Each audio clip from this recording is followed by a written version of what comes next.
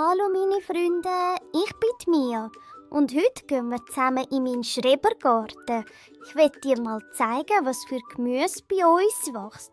Komm, es geht los! Schau, das sind Tomaten. Sie sind rot, rund und saftig. Tomaten schmecken sehr fein im Salat oder auch in einem Brötchen. Sie wachsen an einem langen Stängel mit grünen Blättern. Hast du Tomaten auch gern? Wow, da wächst mein Salat. Der wächst wie eine grüne Krone aus dem Boden.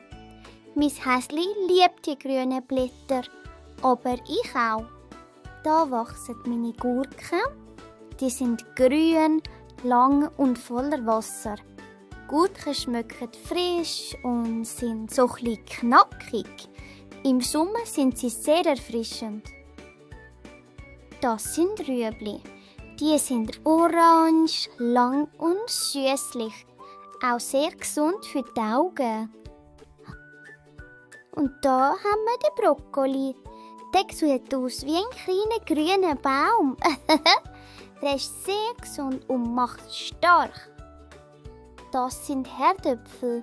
Die sind so gelb und haben so kleine braune Flecken.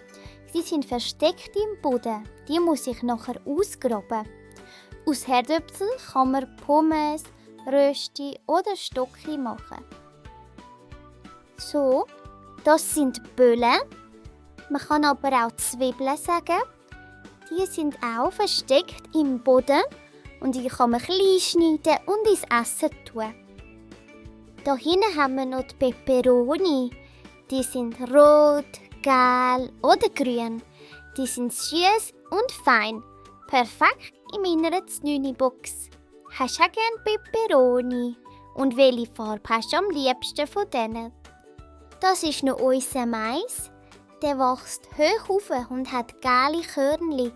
Aus Mais kann man Popcorn machen. Blub, blub. Du hast sicher auch Popcorn gern, oder?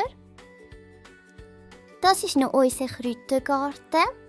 Da haben wir Basilikum, Peterli, Thymian und Minze. Musst du mal schmecken, das schmeckt auch gut. Jetzt habe ich dir alle Gemüsesorten in meinem Garten gezeigt. Jetzt bist du dran. Weisst du noch, welche wir gesehen haben? Also, was haben wir da? Tomaten. Genau. Und da? Salat. Und das sind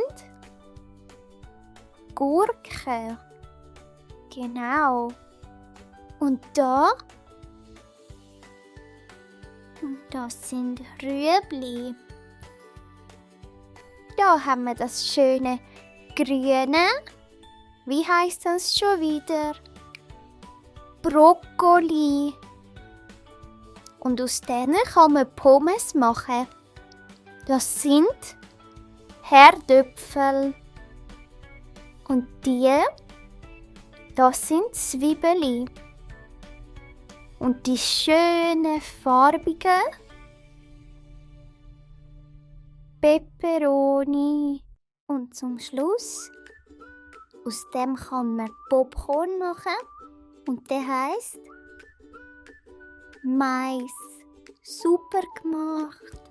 Das war es schon für heute, meine lieben Freunde.